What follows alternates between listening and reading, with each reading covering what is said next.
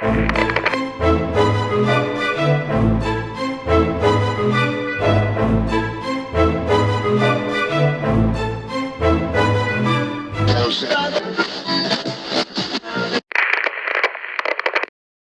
guys, Leon here. Welcome to Behind the Brims. This is the debut episode of a new series that I'm going to have on this channel. Basically, it's going to be a way for me to take you guys on an exclusive journey back and share some stories behind some of the hats that I've been a part of. In this episode, we're going to be visiting the Game Night Pack. It's a collaboration done with Anthem Shop out of Toronto. This is a 3-pack series of hats that was a collaboration with Views from the Vault guys and myself. Will probably be one of the last collaborations we ever do with the store. So it's kind of exciting to kind of give you guys a behind the scenes look at some of the stories and kind of share some of the inspiration on what we did as in this pack. So I hope you guys enjoy this video, and hopefully this will give you guys some insight before the hats officially drop today at 7:30 Eastern at Anthem Shop. So let's take a look. I'm going to kind of share with you some of the early mock-ups that we did. This was a pack that was kind of in the works for a long time. The original 3-pack was mocked up and sent in, and due to some production issues, I think we got a partial order. Some of the hats showed up with missing sizes, and I think one of them didn't even show up. So we had to reorder them and kind of regroup and wait for the hats to arrive. So that's why they've kind of been slow to arrive and release. So all right, so let's take a look at the hats here. So we'll start with the aggravation one.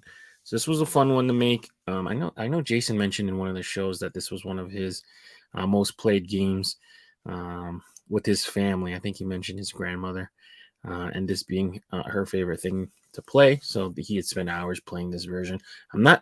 Admittedly, I'm not too familiar with how this game is played. I've never played it, but this is definitely one of the older versions of the game. I think the new version is more blue, but this is cool because this is the one that he grew up with. So the coolest part of this hat, I think we use this like he chose to use this like tan color UV.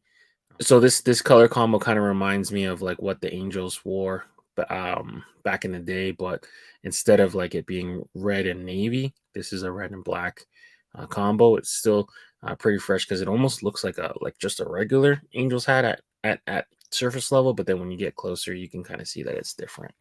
So this is the original mock-ups next to the game board, and let's see how the hat came out. So yeah, not too much different than the mock-up. I think Dan nailed the vision and really kind of captured what Jason wanted for this hat. So we decided to use white guts. I think as a practical thing, white guts aren't cool in the sense that they get dirty really easily. But for us, I think just having them, it makes it look like a more classic hat. To me, white guts are cleaner. I didn't normally prefer them because of the fact that they do get dirty, but something about having a newer hat with white guts and it has that little bit of white that kind of sneaks through. I think it's like a cool look. So I think he nailed this hat. Like I said, the brown tannish under is kind of different. I kind of dig it. So that's the first hat. The second hat, Monopoly. So this one was kind of fun to do. Pierre definitely picked one of the most iconic and fun board games. He always tells a story about how his dad used to kick everyone's ass because he just went around and bought everything and ended up wanting to leave the game early, but he just ended up buying everything that he landed on and kind of whooped ass. But yeah, Miami Marlins logo with the All-Star game patch. So the cool thing about this patch is that he pulled some of the colors from the different properties and used it in an All-Star game patch. So you can see there's some blues from like Park Place, Boardwalk. You can see the red being used from like Indiana Avenue, the fuchsia with like Virginia, States Avenue, the orange from New York Avenue, St. James Avenue. So like that's a really cool touch. The M, the Marlins, Miami Marlins M almost looks identical to the M on the box. And yeah, I think a cool touch on this logo is the original Miami Marlins logo. If you see it at the top right hand corner, it's like all different types of colors. He ended up just doing one color throughout, so it's not jagged. So it kind of looks like the normal Miami Marlins logo, but it looks like it's colored in a little bit differently. He pulled a lot of the different blues and used it on the Marlin part up there. So he's drawing from like the board, and I just think it's just a brilliant hook. Let's take a look at it. Yeah, this hat's just clean. You can't look at this hat and not think Monopoly. Big bold M at the front, and it's got the little touches of the board, like I said, and then the side patch really draws in from the different properties. So yeah, like it's cool. Like there's such iconic colors at the board. This is a game I ended up playing a lot as a kid, so I've done a lot of staring at the board. So this really, really reminds me of the Monopoly game. All right, moving forward. The next one, Clue. This one was interesting. I know there's a lot of dislike for mismatched side patches. I just thought it'd be really cool to incorporate one of the weapons um, with the side patch. The Chicago Cubs see um, almost looks exactly like the Clue logo at the front of the box. So this was just a really cool one. We took the 1986 side patch from the Houston Astros, the time that the Houston Astros hosted the All-Star game, and we paired it up because it has a horseshoe. The horseshoe is one of the weapons you can use in Clue, so I thought that was a cool little hook.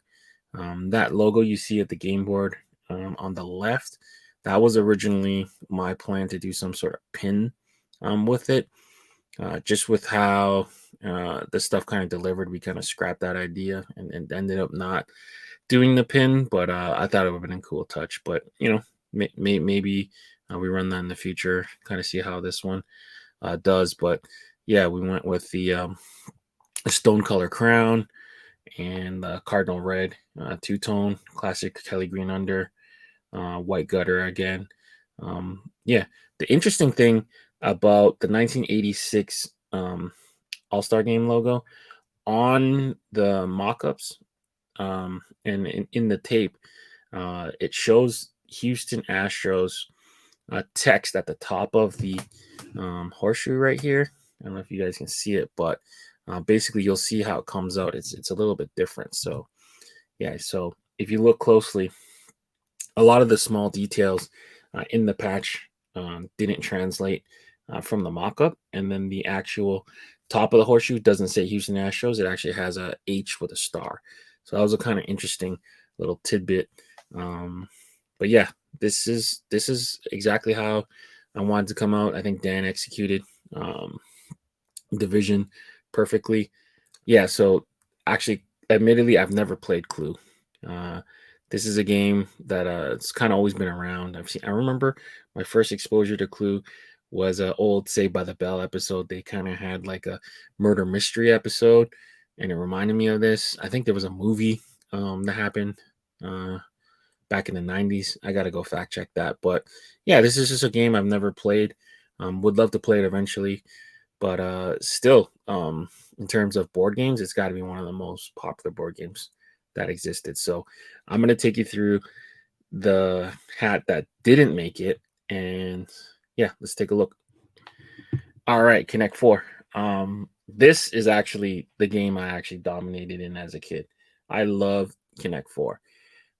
So this is the original Chicago Cubs done with the 1975 All-Star Game patch. The Milwaukee Brewers hosted one. So I had the idea to use the patch because it's two circles and make them look like the actual chips that you use, the actual game pieces from Connect 4. So it's like red and black. And then I was taking a lot of the blue from the box. And then I thought to use the yellow from the game board as the under. And then the Batterman was kind of representative of the game board. So you had the yellow of the game board and then the black on one side, red on the other side. So in the end, this is the game that I spent the most time playing. It's a fun game. I love playing Connect 4, but in terms of hook, it's a good hook, but I don't know if it would have sold. So we ended up kind of scrapping this idea and not using Connect 4. Ended up doing Clue. I think Clue's more popular as a game, and it looked better as a hat. So yeah, we called a quick audible on this, and this one never made it to production. But sometimes you can't stay married to the hook, and I think it ended up turning out better anyway. So I hope you guys do enjoy breakdowns like this. I'm going to try to do more with some upcoming releases that I have, and then revisit some of the old hats that I've made. So make sure you guys subscribe to the channel, like the video. Let me know in the comments what you thought, things you would have did differently, colors you would have done, any board games that you guys like and enjoy. And hopefully you guys end up picking up this pack from Anthem Shop. It drops at 7:30 Eastern tonight. And let me know in the comments if you hit. Until next time, I'm signing out, guys. Stay fitted. Peace.